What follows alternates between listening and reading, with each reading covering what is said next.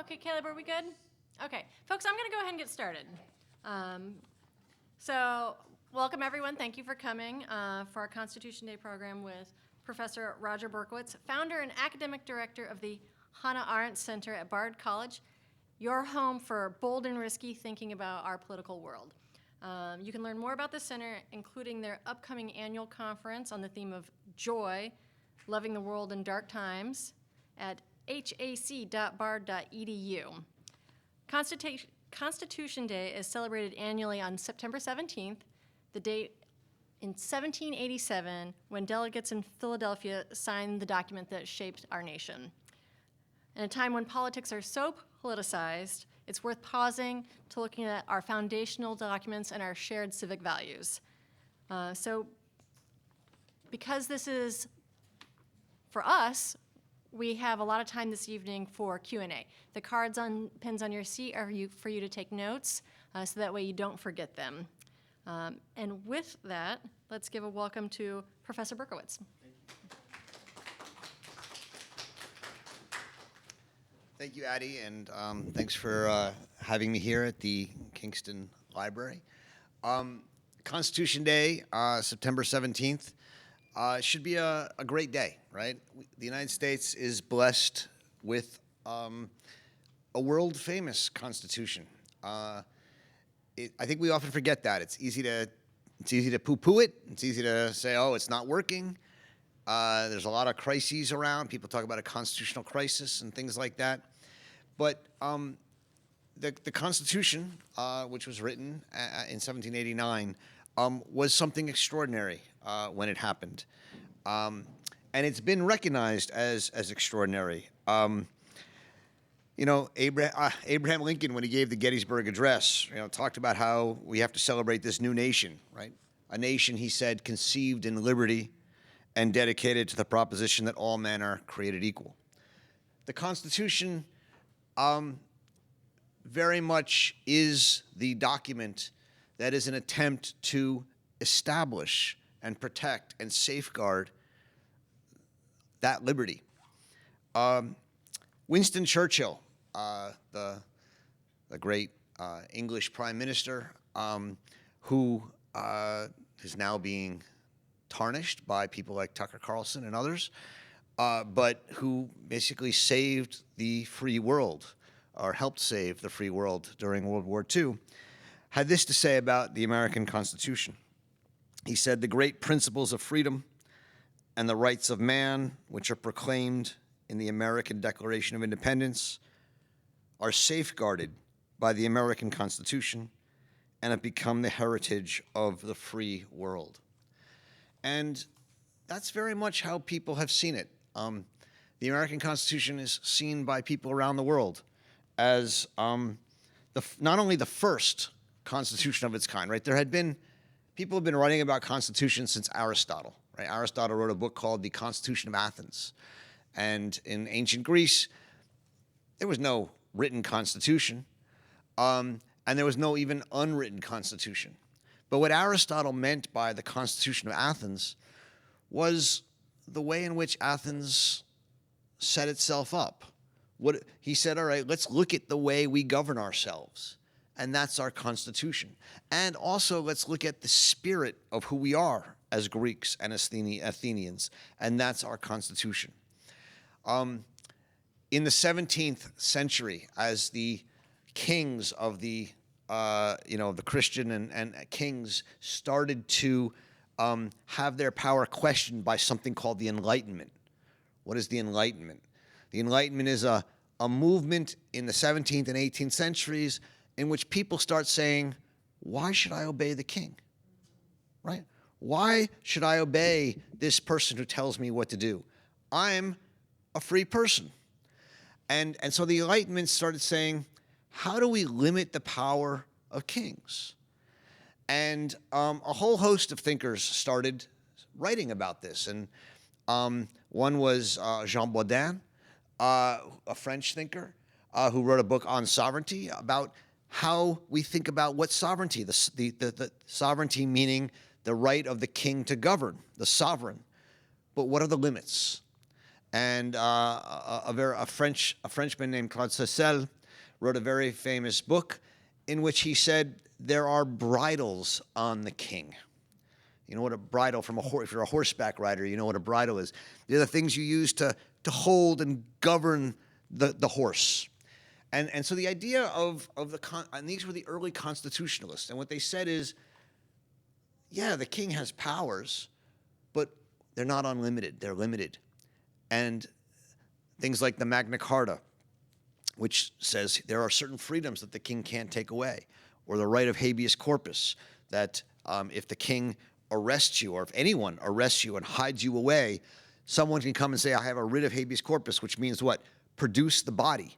Show me that person. So if you're in detention somewhere, habeas corpus, which is a right that the English have had for 800 years and is guaranteed in the U.S. Constitution, is simply a right to produce the body.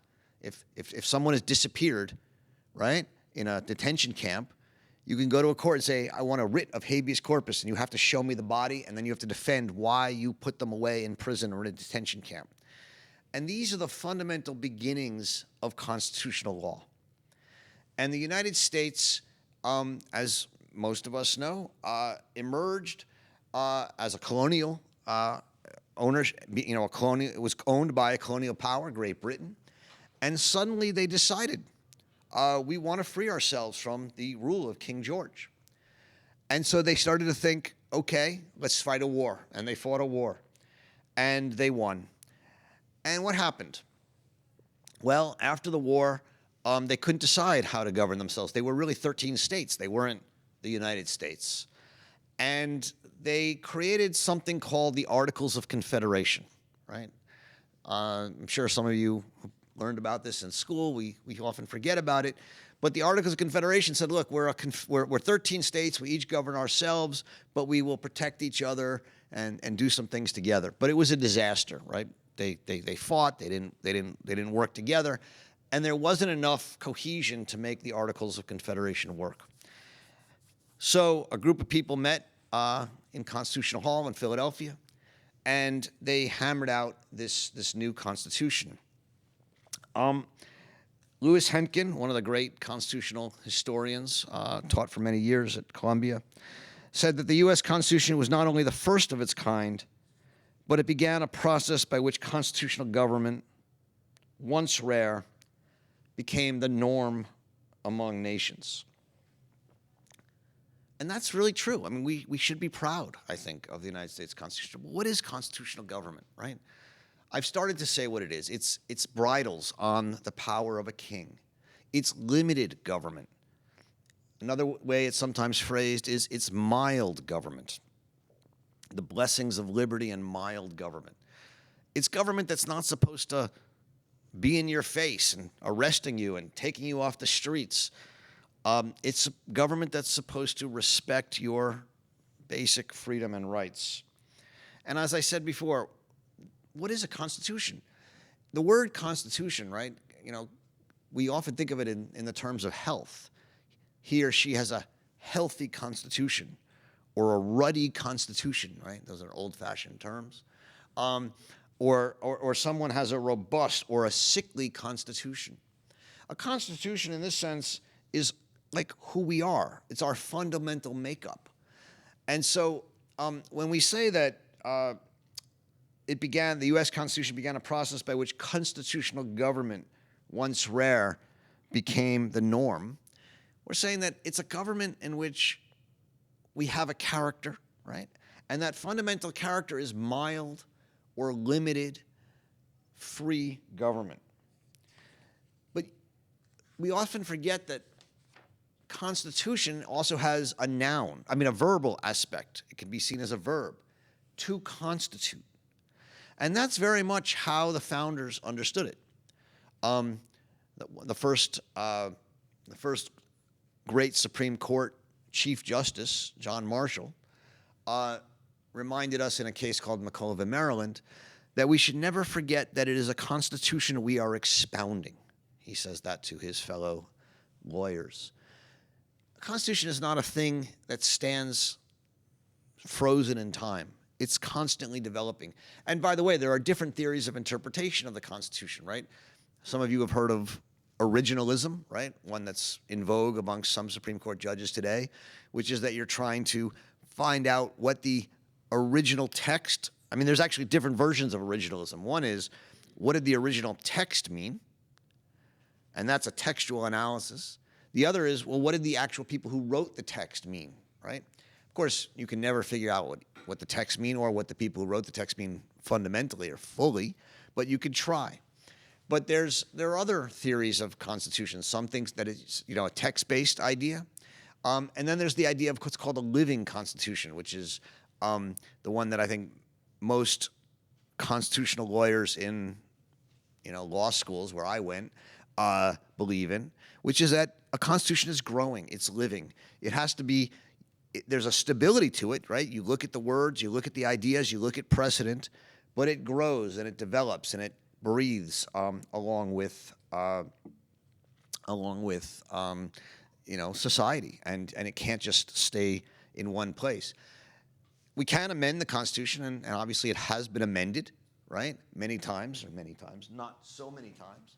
But I hope you all have your little Constitution. You should never leave home without it. It's one of those things that you just carry with, and if you're at a dinner party and someone says something, you say, let's just check to see what our Constitution says. So, I'm just checking because I should know this, but I don't. But we have 27 amendments to the Constitution. The last one being 1992. It's been a while. It's not easy to amend the Constitution. The process is in there, and it's not easy for a purpose. The Constitution is supposed to provide a kind of stability for us. So what is the U.S. Constitution? Why is it so important, right? If I were to ask most of my students at Bard College, right, what's the most important part of the Constitution? Most of them would say, well, what would you say? What would you say? Do you know what the Constitution is? You have it in your hand. But is there any part of the Constitution you've ever heard of or not? She's read the whole thing. Is there any part that you think, oh, I understand, I've heard that before? Or is there any part you know of?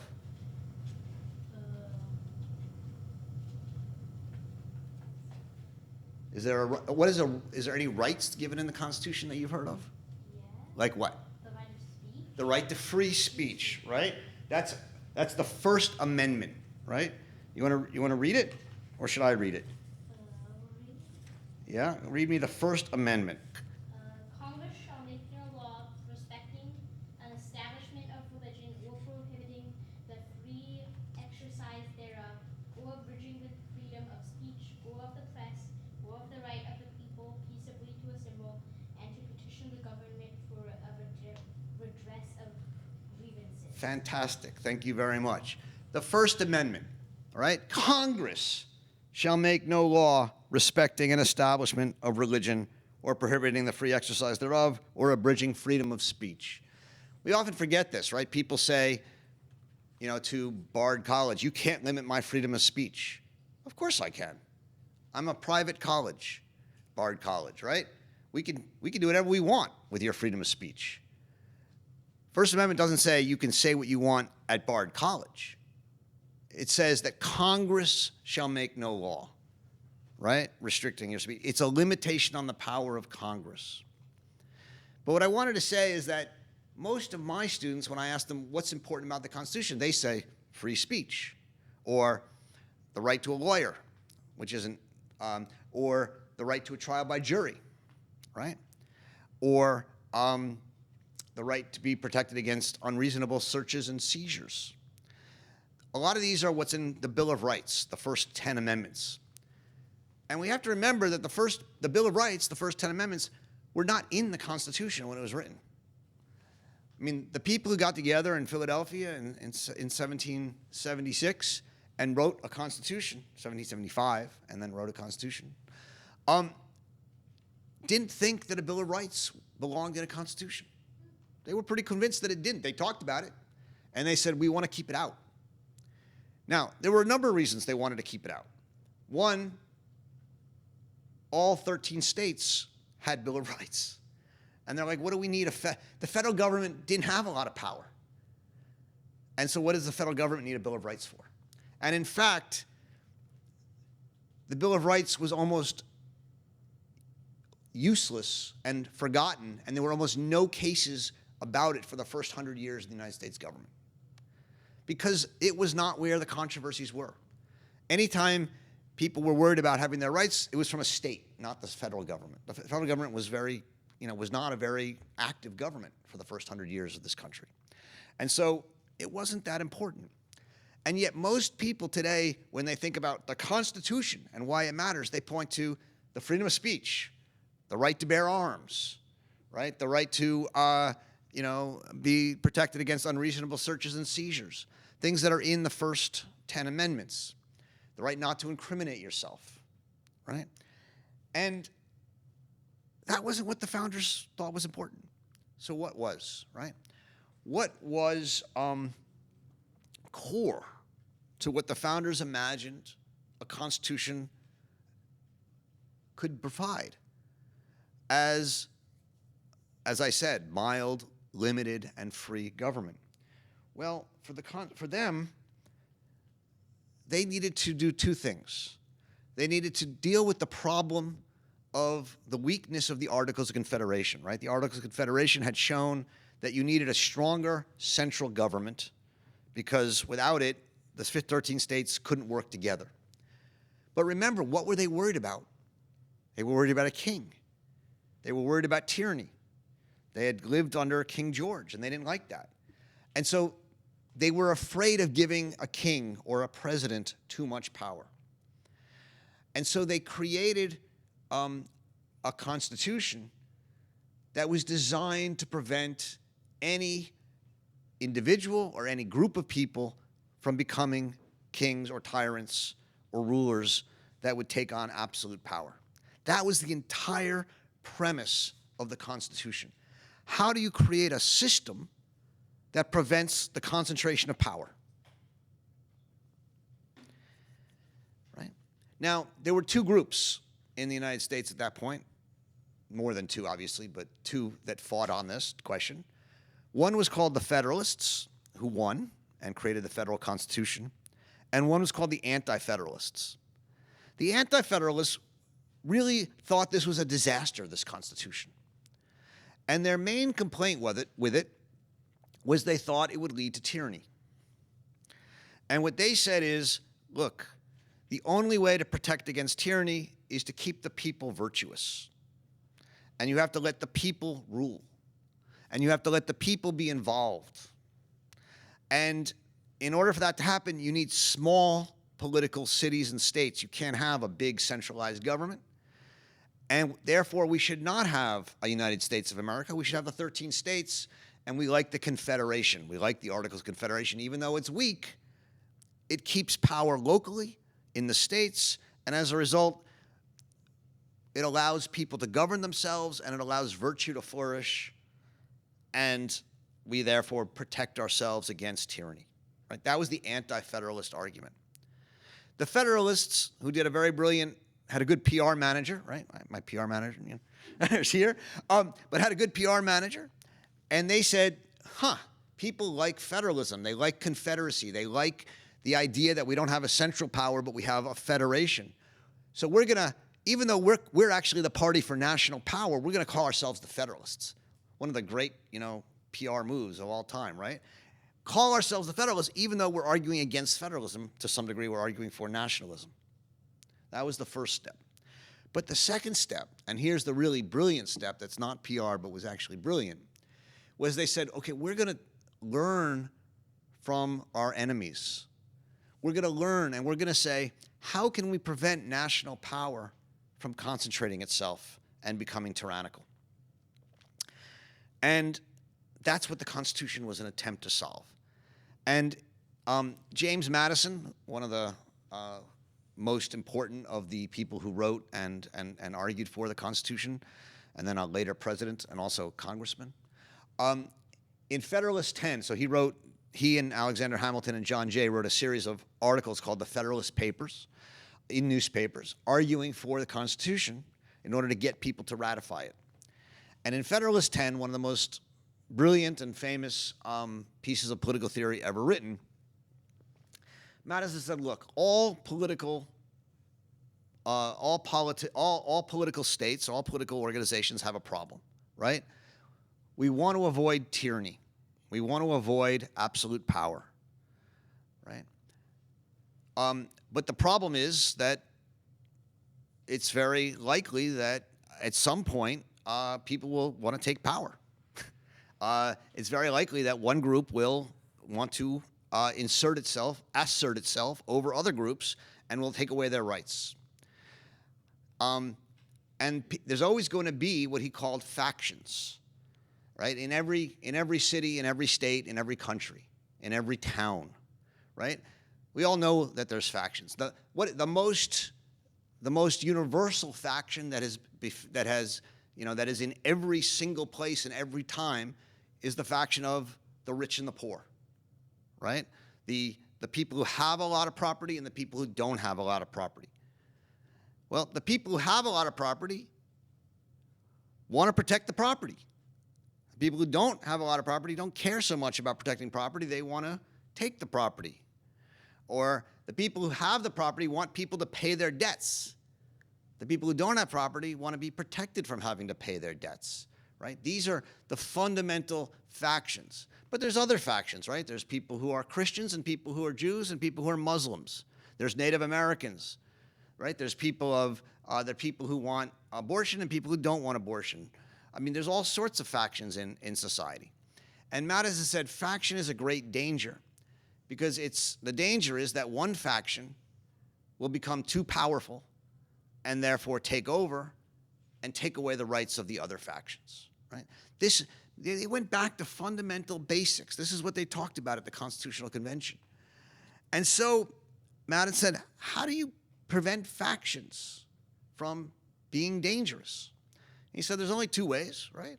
You can either take away the causes of faction, or you can stop its effects, or you can try and ameliorate its effects or mitigate its effects.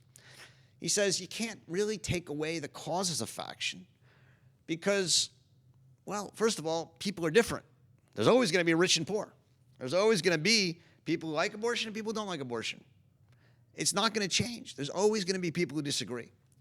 And if you were to try and take away faction, right, in that sense, you would have to take away people's freedom to think differently. He says one of the most famous lines, right? Liberty is to faction what air is to fire, right? You can't have fire without air, right? You can't have liberty without faction, right?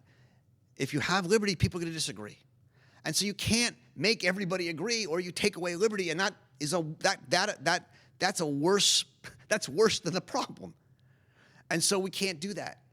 And so we can't ever get rid of the causes of faction. And so he says, we have to deal with the effects.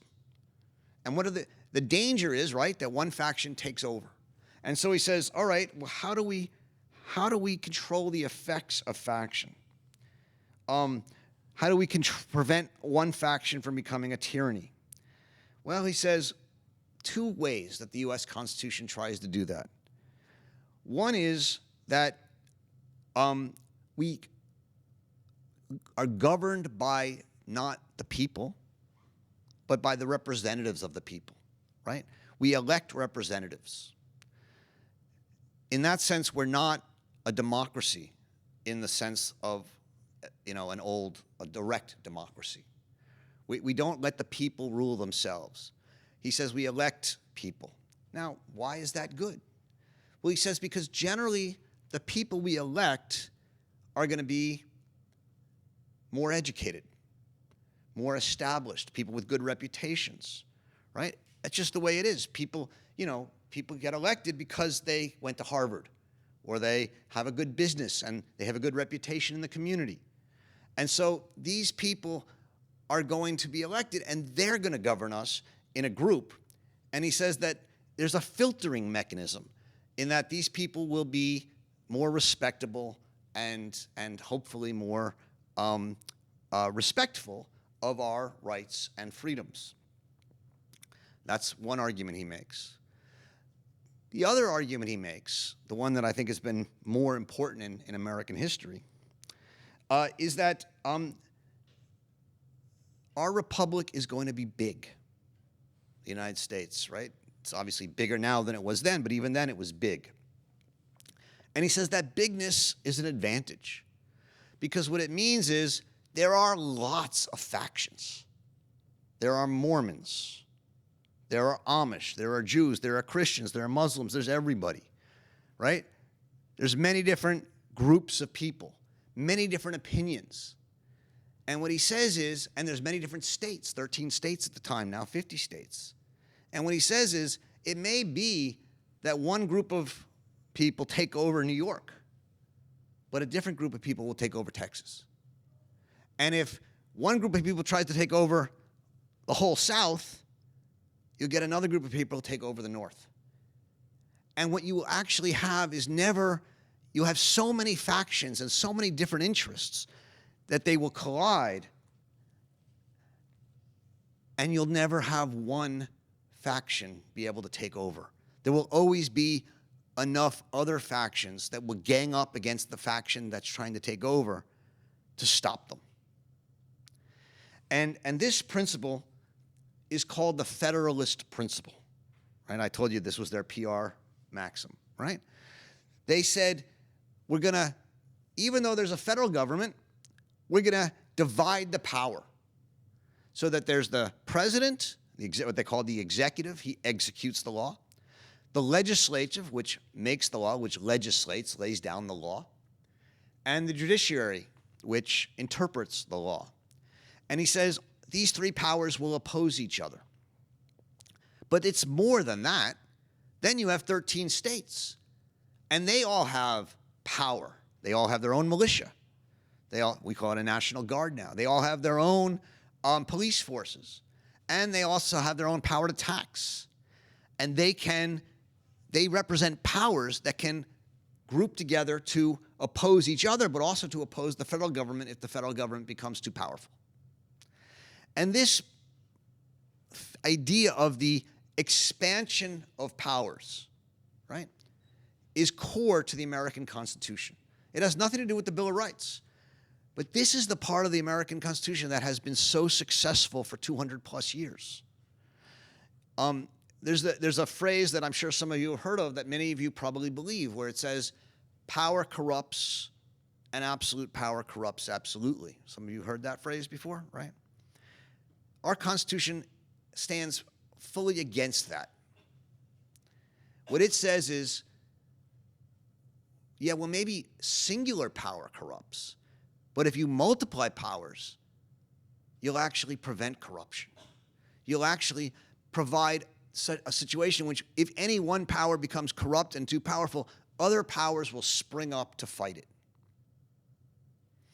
Now, if you take what I've just said seriously, right, that the core of our Constitution is this contest of powers, something follows from that, which is that our political system is meant to be violent. Violent not in the sense of guns, but it's meant to be a contest. And in another one of these Federalist papers I mentioned, Federalist 51, also written by James Madison, he says that don't worry that one of the powers will take over, right? Don't worry that the legislature will become too strong. That was their real worry, that Congress would become too strong. But also don't worry that the president will become too strong or that the judiciary will become too strong. Why? He says, because each of these different branches will fight for its power. They will become jealous for their power. And if the president tries to take away power from the Congress will fight back. And if the Congress tries to take power from the president will fight back. Now that was their theory, and it's worked for a long time. Now we come to some degree to the present day.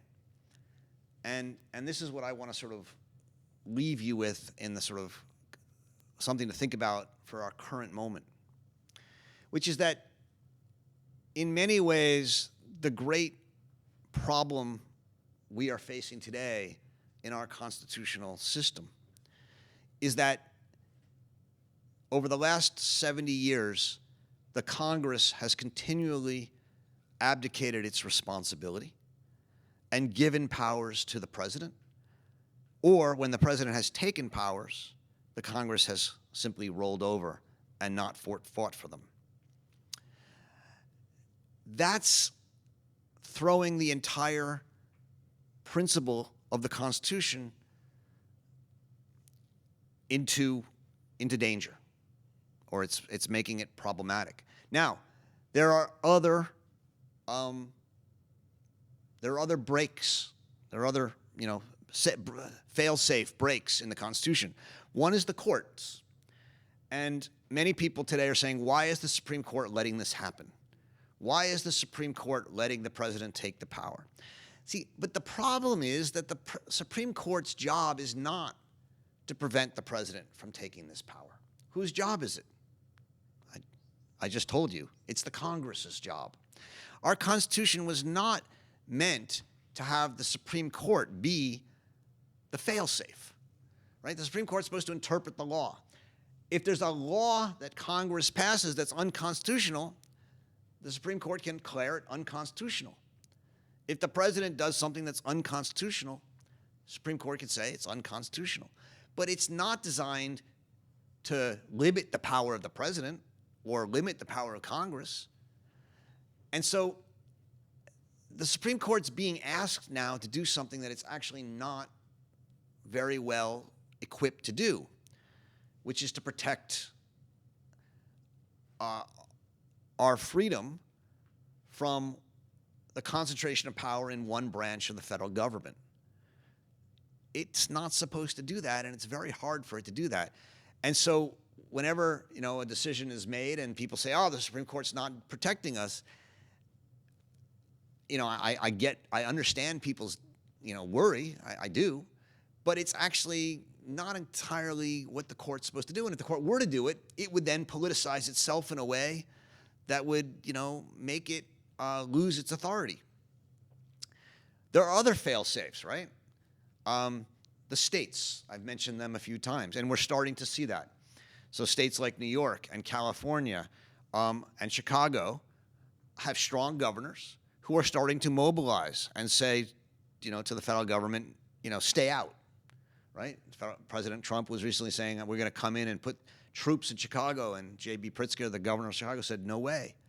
And they don't have the right to do that. And if they do, Chicago has a National Guard. Now, do they want to go up against the U.S. military? No. But the point is they have power, and that power is not inconsiderable. And so that's another fail-safe. But of course, the number one fail-safe is the voters, right? The way our Constitution ultimately protects against the concentration of power is that you can vote people out of office and vote new people into office.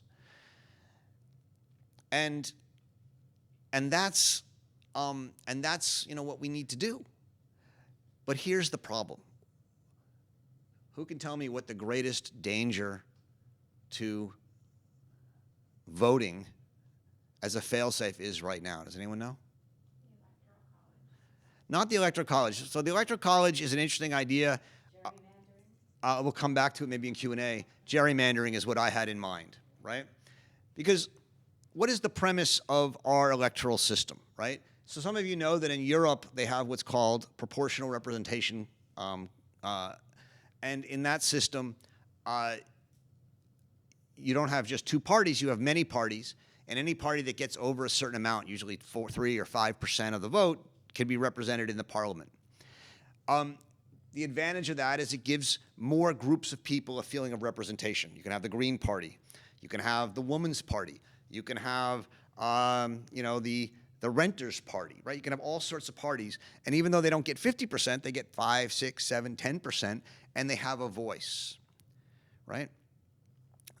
One of the arguments for the American system, which we call first winner takes all or first by the post, right, is that because you have to win, you have to get over 50% of the vote. And the advantage of that is you have to appeal to whom? At least 50% of the electorate, which means you have to moderate yourself. You have to make alliances, right? And so the result is that, for the most part, American democracy has led to a more moderate democracy than most parliamentary democracies, because in order to win, each party has to be a big enough tent to get 50%. And I think that's still true on the presidency. Trump moderated himself in the election, right? He lied, right? He and I think a lot of people who voted for him are feeling lied to. But he had to do that in order to win. And he won with the largest percentage of the minority vote of any Republican president in modern history. And we have to take that seriously. But gerrymandering doesn't impact the presidential election. So I wasn't thinking about the president. My problem, as I said, is Congress. Congress is not doing its job. And the problem here is that there are 435 representatives, right? There should be many more. Let's start there, right? That number hasn't changed in 100 years, and it's certainly too big to represent the people they're representing. But the idea is that congressmen are supposed to be elected, again, by a 50% margin, which means they have to moderate themselves. But what gerrymandering does is create districts that are drawn to be safe districts. By most calculations right now, 90 to 96% of congressional districts are safely either Democratic or Republican. 90 to 96%. What that means is that the general election for Congress is useless. In November, there's nothing at stake except for maybe 20 or 30 elections. And those are the elections that now matter. But what that means is that the Congress people are being picked in primaries. How many of you voted in primaries? Well, you're at a library, so maybe you'll, but even so, not all of you, right? People don't vote in primaries. Who votes in primaries? The most radical people. And so what you have is, let's say you're in a state like, or a place like New York City, where I sometimes live. Upper West Side of New York, pretty liberal, right? Who are we going to elect? A moderate? What? Well, a moderate or a radical? Well, because the election happens in the primary, and the primary voters are largely more radical, we're going to elect more radical people. Not only for mayor, right, but also in Congress. And that creates a Congress that is totally polarized and unable to do what we need it to do, which is to actually govern and resist the power. Now, if the Congress is radicalized towards the left and the president is a Republican, yeah, they can resist. But if the president is able to control the Congress, as they are now, the Congress completely rolls over. And so to me, gerrymandering, this idea that you can draw districts in such a way with computer algorithms and artificial intelligence down to who people have voted for, what their income is, what their race is, what their gender is, with AI, you can now almost predict what everyone is going to vote for and draw districts that will vote for these people.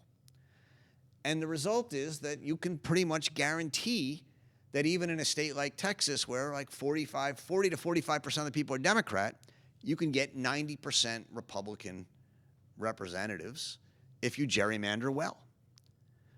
And then if you do that, and if Texas, maybe California wants to do it to reside, and the result is that you have an ever more radical group of people in Congress who don't actually want to govern. They want to perform. And so what I've tried to say is, just to sum up, because I'll end and offer some time for you to ask some questions, that really we're in a situation in which the Constitution is designed to promote limited liberty, limited freedom, mild freedom. It does it in a number of ways. We do have the Bill of Rights, and I'm not trying to say the Bill of Rights aren't important, right? I love the Bill of Rights. I'm not trying to say that. But I'm trying to say that that wasn't seen as the core of how you protect liberty. Liberty meant, how do you protect against tyranny? How do you protect against the concentration of power? And the answer was divide and conquer. Divide power, expand it, not limit it, And also we have these fail-safes. Congress is supposed to stand up for itself. The states are supposed to fight against the federal government and each other. There's a kind of tension. And, you know, I run the Hannah Arendt Center at Bard. Hannah Arendt once wrote an article called "Is America by Nature a Violent Society?" And her answer was yes. She says, but that's a good thing.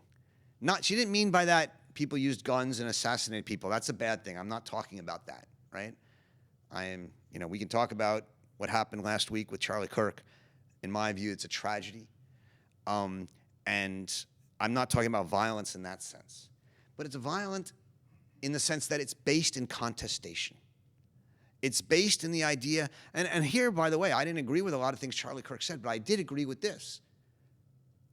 Politics is not about being nice all the time.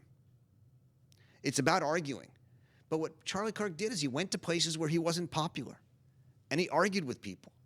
And you could say, I hated him, or he traded in hate, or he did this. But he argued with people. He respected them enough to hear them and respond and expect to be taken seriously. And I respect that immensely. And, I disagreed with a lot of what he had to say. But I loved the fact that he said, he fundamentally believes in free speech. And he was against hate speech regulation. It's a tragic irony, or a sad irony, that in the name of his death, the Attorney General of the United States wants to take away free speech by arresting people who say things that she thinks are hateful. It's exactly what Charlie Kirk stood against. Again, I don't agree with everything he said, but I agreed with him on that. So my worry is that we're losing the fail-safes. But I also believe that the fail-safes, there are many of them, and it always comes down to us, right? As long as we want to live in a free world, in a free country, we can still mobilize. We can act with civil disobedience. We can act through speech, and we can, run for office. We can elect people to office who will control a police force. It may be a small police force in Kingston, but it's a police force. And we shouldn't be fair. If they're going to use power, we have to be willing to use power. And that's actually part of that's not a bug in the system. That's the system. And that's what I think is wonderful about the Constitution, is that as much as people want to say the Constitution is failing, the Constitution is over, and I think I've laid out a lot of problems that I see, I still think the Constitution is something we are still expounding, and something that has an enormous amount of resources to resist tyranny and centralization. And that's why you should carry your Constitution with you, and you should spend some time trying to resist power, to find power to resist centralized power. So thank you very much.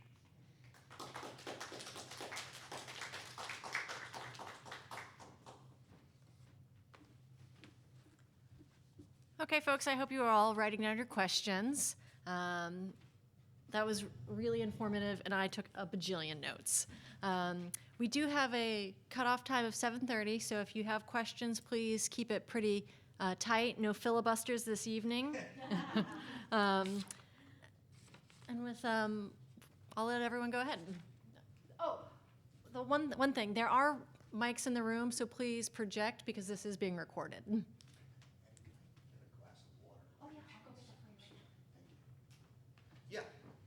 I guess my first question is, the way the Senate is set up is inherently anti-democratic.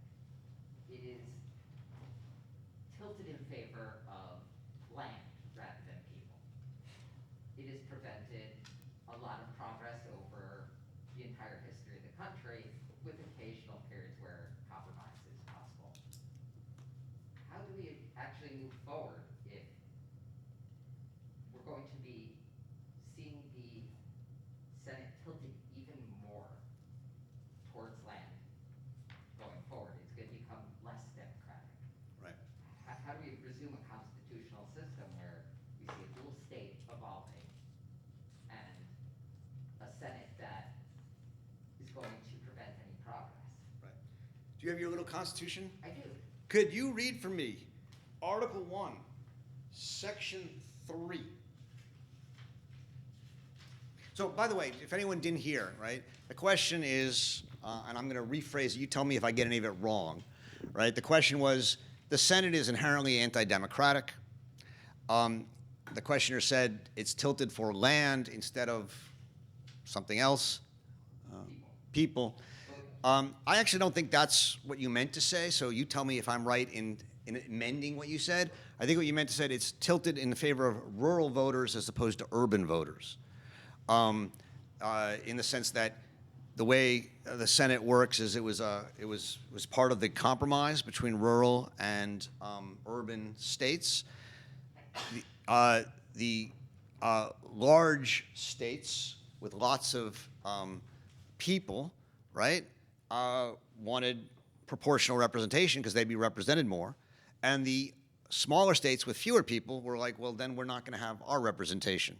And so they created this thing where the House would be based on population and the Senate would be based on the state.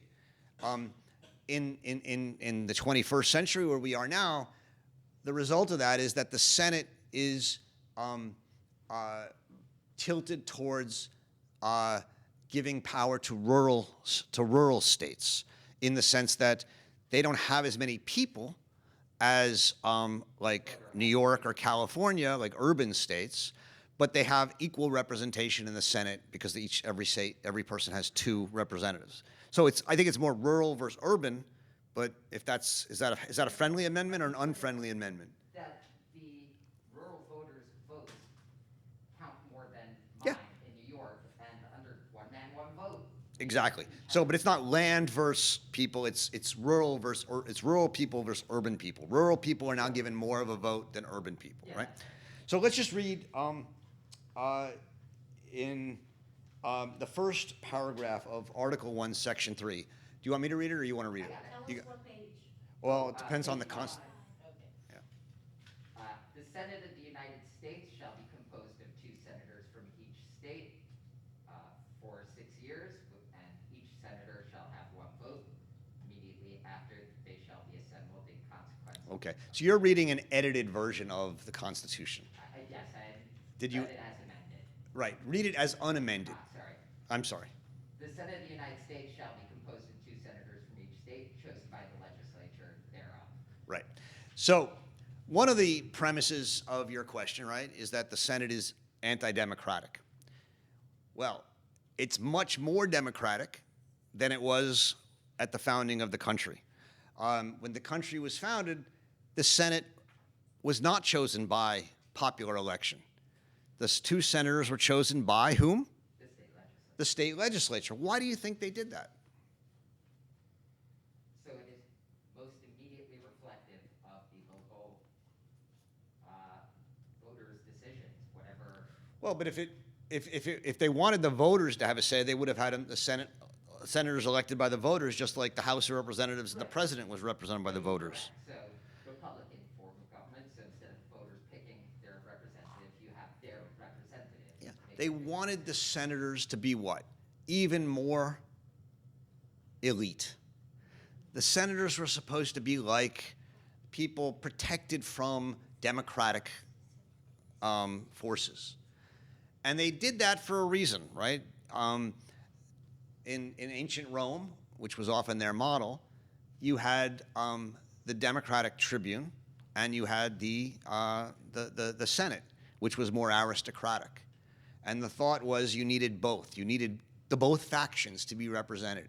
And so the Senate was supposed to be the more propertied and conservative faction, and actually less democratic. And they thought that was important. It was only in 1913, in the 17th Amendment, that senators became chosen by the people and not by the state legislatures. Whether that's led to better government or not is, I think, a real question. The founders were wary of having democracy, which they thought was easily swayable by propaganda and media and passions, be too easily represented. So on the one hand, the Senate is much more democratic now than it was meant to be in the original Constitution. But your other point is also the case, that even though it's more democratic, it's not as democratic as the House, because one senator represents many tens of millions of people in a state like New York, and whereas in Utah, a senator represents many fewer people, and as a result, each person in Utah has more representation in the Senate than New York. Now, is that a good thing or a bad thing?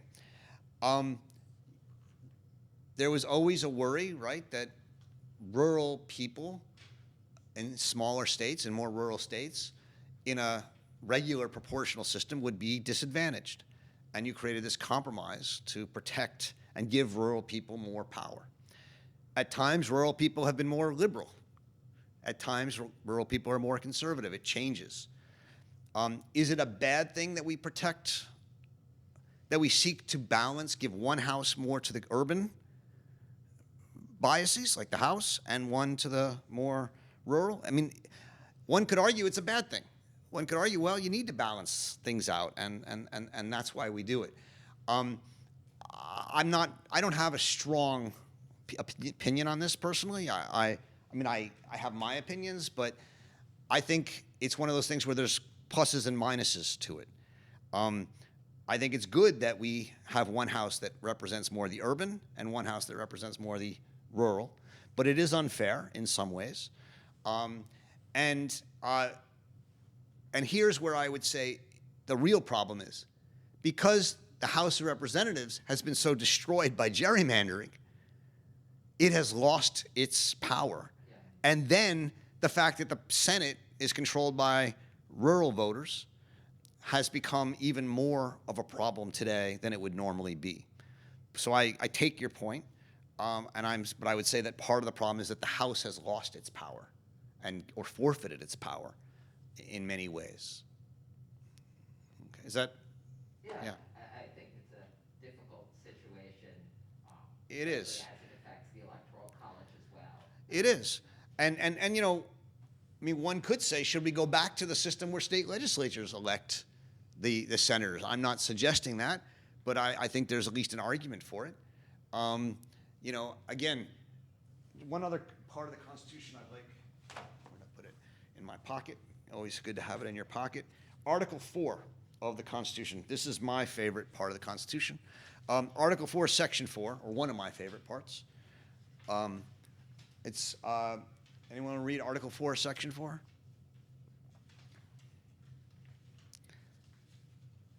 The United States shall guarantee to every state in this union a republican form of government. What's not said here? Person. Not, they don't give you liberties, civil liberties, but they also don't give you democracy, right? The United States was not imagined as a democracy. It's important for us to remember that. It was imagined as a republican form of government, small r republican. What is republic? And this is one of the hardest things, because it's very hard to define republicanism. But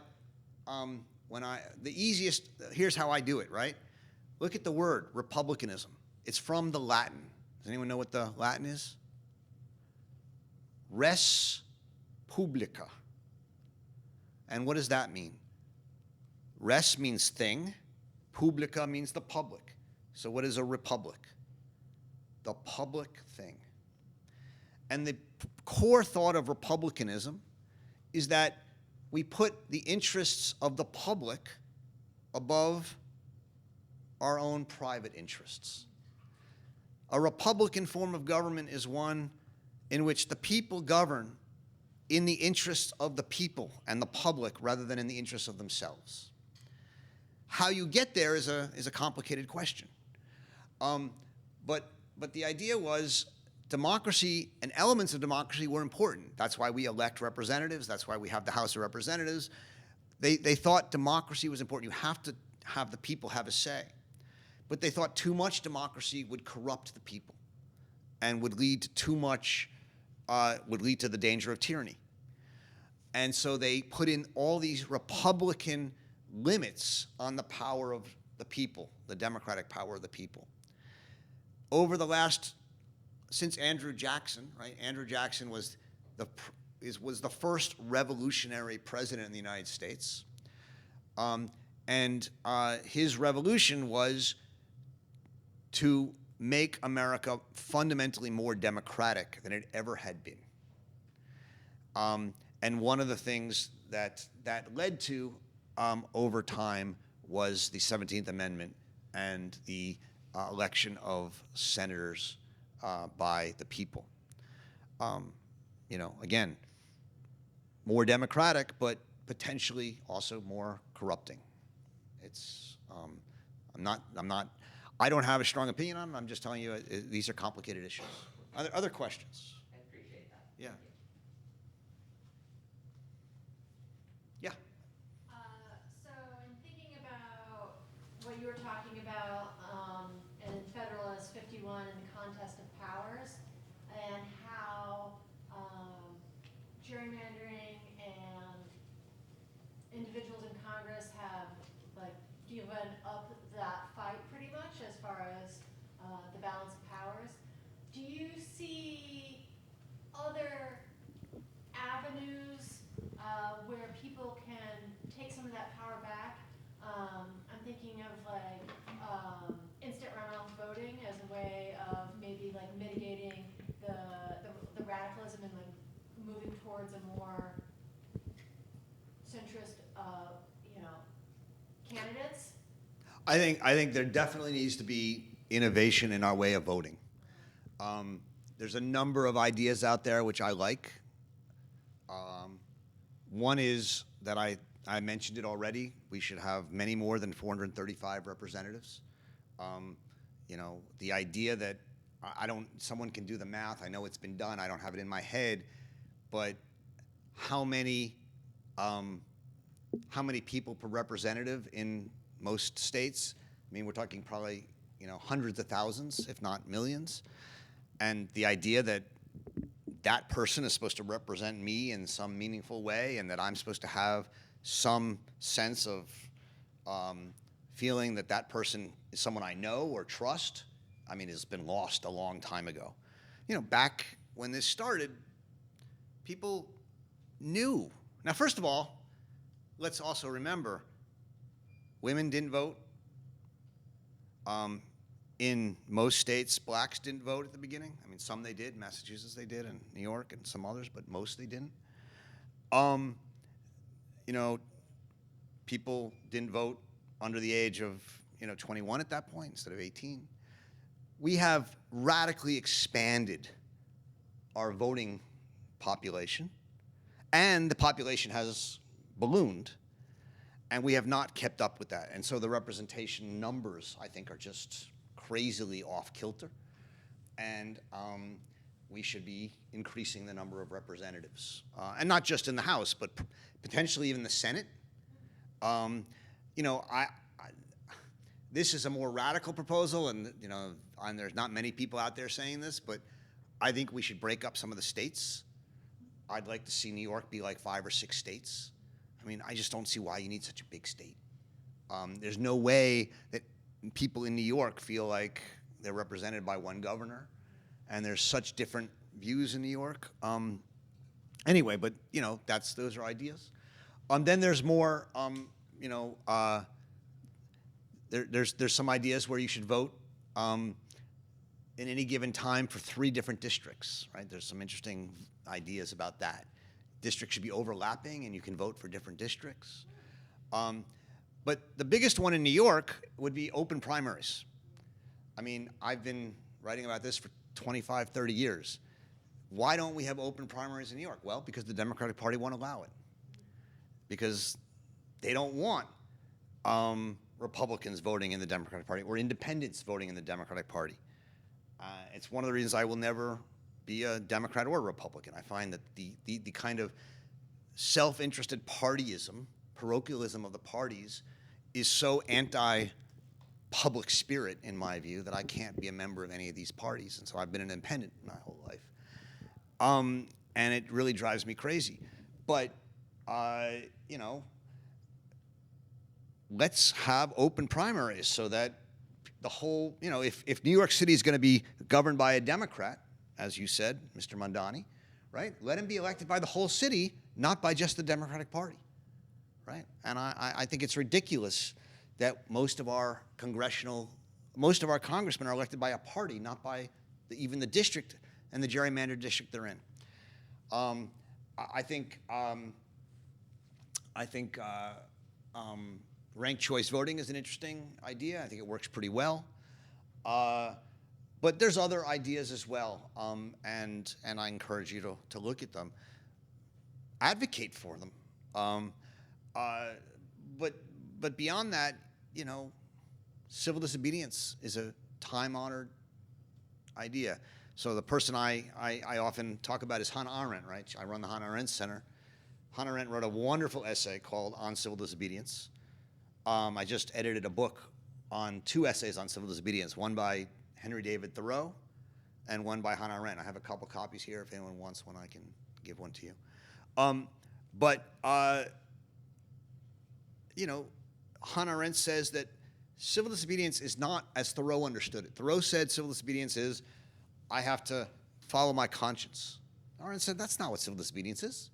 Civil disobedience is when an organized minority, for example, people who believe in civil rights, or for example, people who believe in pro-life or pro-choice, either one, organize and feel that the country is doing something so unjust and so wrong that they break the laws in order to try and push the laws to be enforced.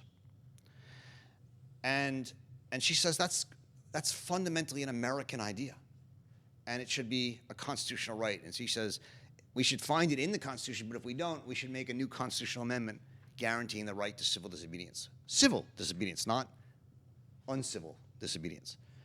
And I'm with her on that, but I think civil disobedience is a time-honored and important American idea. Running for office. I mean, you know, I teach young people all the time, and I'm constantly telling them, you know, it's nice to go get a job at Goldman Sachs, but why don't you run for your mayor? And then after you run for mayor, run for, you know, state councilman, and then run. I mean, you know, you don't make as much money, but you have a certain amount of power.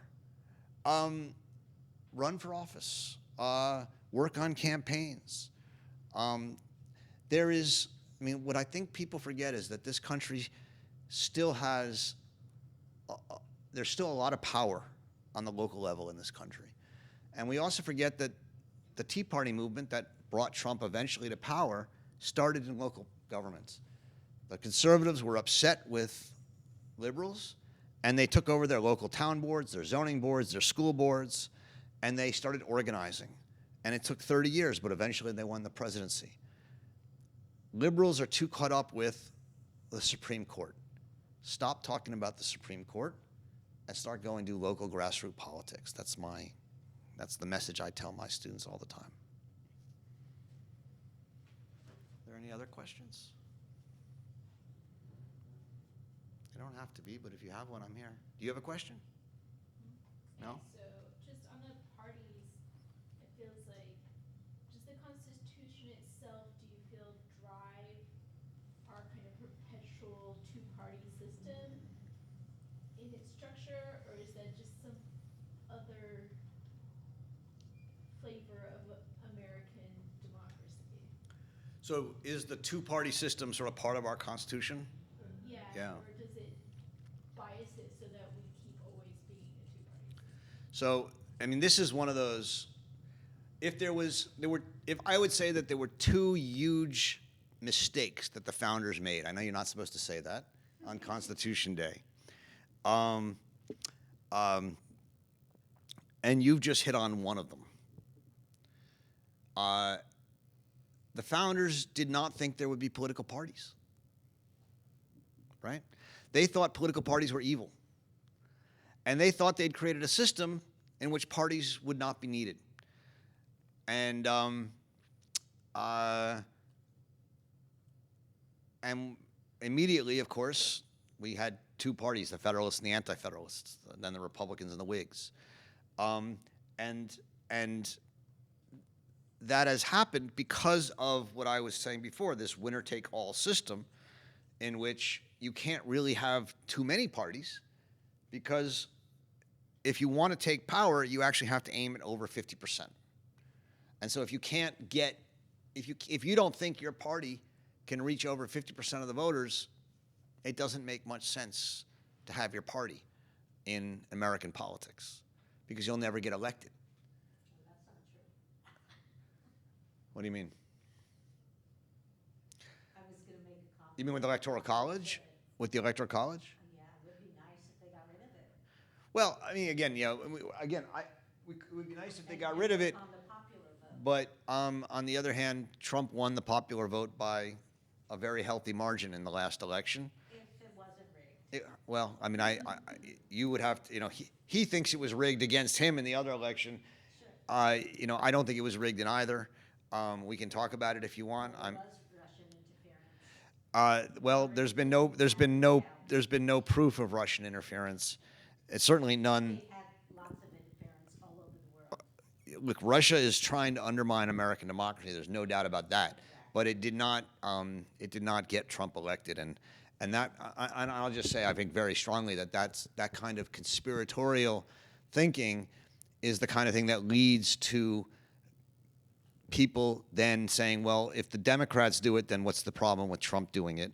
And therefore, we can all just start saying what we want and being conspiratorial, and unfortunately, then we lose, as they say, the center will not hold. So I'm very wary of those kind of things. I mean, there was an investigation. The investigation found no Trump conspiracy. Yeah, Russia does its thing, and I think we should worry about Russian interference, but none of it had anything to do with Trump. And I think it's important that we say that. Well, I don't know. I would suggest to read Hillary Clinton's book. I don't. Yeah, I mean, I'm happy to have that conversation, but we'll have it. I want to answer the question here, which was the two-party system. Basically, they didn't want party systems. We now have a party system. There are problems with the two-party system. There are problems with parties. I mean, you know, when the two-party system started, we have to remember also that the parties themselves were not democratic, right? Who chose the candidate? The old smoke-filled room, right? It was chosen by the party leaders. And as a result, you got undemocratically, this goes back to the question about the Senate. On the one hand, you got undemocratically elected, chosen candidates for the parties, and yet they were also more stable and less dangerous. You know, is it a better thing to have Democratic primaries as opposed to, you know, letting party leaders choose the leaders? Again, I think in general I'm in favor of democracy, and I think it's a good thing, and I believe the people should choose.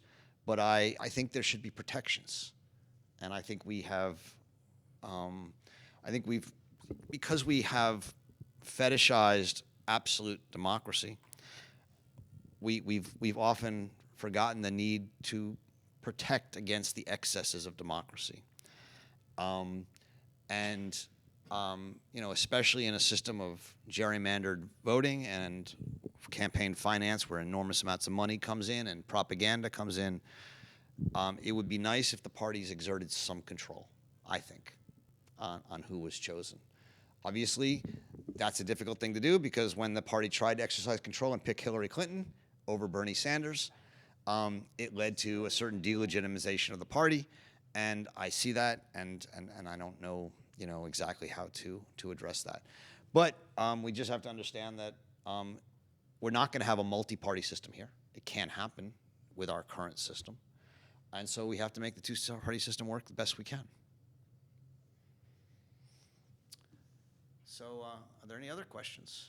Or should we? Yeah. I'm interested. The American Constitution was the source document for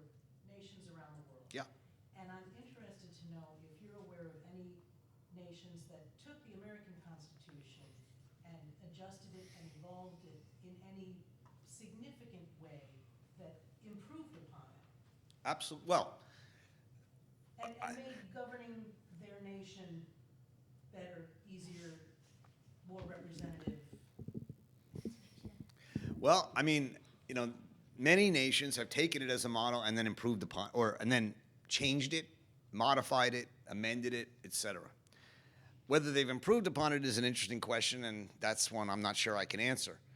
You know, is there a country with better governance? Maybe, but you'd have to show me and tell me, and we'd have to talk about it.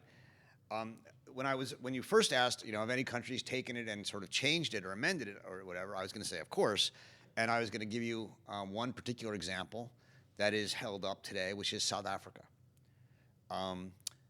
After the end of apartheid, South Africa created a new constitution, and it has been hailed by many people as a model modern constitution that differs from the American model in certain ways. For one thing, it has many more rights guaranteed than the American Constitution: the right to housing, right to water, things that we don't include in our Constitution. And that's foundational to their constitution. Yeah. Amendments, It's foundational to the Constitution. There's also a way in which anyone can sue for their constitutional rights horizontally, not just. It's been a while since I've done this, but they can be enforced much more directly than here by almost any private person, as opposed to in America. To make a constitutional case, you have to have a case. It's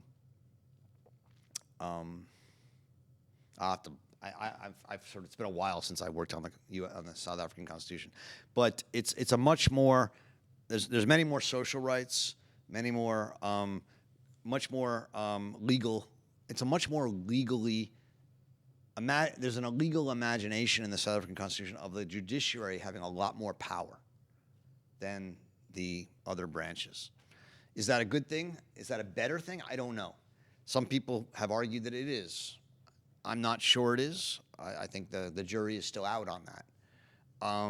The Indian Constitution has been held up by many people as a very thoughtful and different constitution than the United States. Those are two that I would point you to if you were interested in looking at them. You know, would I say that the South African or Indian political systems are better than the United States? I don't know. So far, the United States has lasted as a free country. And of course, it wasn't so free when it started. There were many people who weren't free: women, blacks, Indians, things like that. But it has steadily empowered more and more people under this idea of the rights to freedom and liberty and property. I would say there's very few other countries that have had that kind of long-lasting growth and protection and safeguarding of a free life, which is why so many people have, over the many years, wanted to come here and wanted to model their political system on ours. That may be changing. Let's just be honest about that. But it hasn't changed yet. We can still fight it. That's what I hope some of us will be encouraged to do. What are some of your ideas of fighting it? Well, I've said some of them, and I think that the most important thing is to be involved, right? To vote, to run for office. Hannah, so we've talked about democracy, right, and republicanism. And I told you a little bit about the fact that the founders were afraid of democracy, right? One of the mistakes that they made, and it's because at that point people just didn't know, is they thought that in ancient Athens, democracy meant direct democracy, right? That everyone just showed up and voted in the Athenian polis. But that's actually not how democracy worked in Athens. We now know more of it. It was worked through what's called sortition or random selection. 5,000 people every year were randomly selected as jurors, and they became the representatives, the political representatives of the Athenians. Over 90% of all political offices in Athenian democracy were chosen by lottery. And the reason was, and we know this because they wrote about it, and Aristotle wrote about it, and other people wrote about it, is what they said is, look, democracy will always elect elites. That's what I was telling you before, because you elect people who are more respected, who went to Harvard, who have an education, or whatever. If you really want to govern in a democratic way, you have to let in janitors and street sweepers and, mothers and grandmothers and other people. And therefore, the people who govern us should not be elected. They should be chosen by lottery. And this idea has sort of been growing, and there's a thing called citizens' assemblies. And so in a number of cities and states around the world now, there are permanent citizens' assemblies chosen every year by lottery, where people come in, randomly chosen, and propose and debate and pass legislation. There are towns and cities around the United States in which the governors of those cities are saying, these are certain problems. So, for example, so what I'm trying to say is the Hannah Arendt Center has become very involved in training people in how to run citizen assemblies. There was recently one of the people who graduated from one of our training programs and was a town council member in Fort Collins, Colorado. There was an issue in Fort Collins where they had a big piece of land that they had to figure out what to do with, and there was enormous animosity in the city about what to do with this land, people on all sides. And so we came in with some other groups and we helped them run a citizen assembly, picked 50 random selected citizens from Fort Collins. They met over 6 months, 6 times over 6 months, called in experts, called in testimony, deliberated, and at the end came up with a proposal for what to do with this land that has largely been accepted by the city. The idea being that randomly selected people who inform themselves and go through a process and deliberate can often lead to better solutions than elite, elected representatives who have other interests. And so we've become very active in promoting these citizen assemblies. We're working with people in Hudson and in Kingston and also in New York City to train people and teach people in how to run citizen assemblies. And I'm a big believer that this is, in a sense, democracy 2.0. What I love about it is not that they work, although they often do work, but by bringing more and more people into the process, you teach them what it means to govern. So you teach them what self-government is. And just like a jury, right? People come and sit on a jury. Will they make the right decision? Yeah, maybe. But more importantly than that, they learn how to put aside their personal prejudices and try and do what's right. That's what a jury teaches us. It teaches how to be a good citizen. These citizen assemblies teach us how to be a good citizen. And I think we all need that. We all need some civic education. I think there should be civic education in schools. But I also think there should be civic education in practice. And we should all be sitting on civic juries or citizen assemblies in this way. And so it's if you're interested, you can go to our website. We have a lot of information on it. Come to one of our trainings or one of our mock assemblies. And I think they're quite powerful. That's just one idea. There are many ideas out there. We've also talked about open primaries, ranked choice voting, running for office, all of those. So we have time for just one more question if anyone else has one.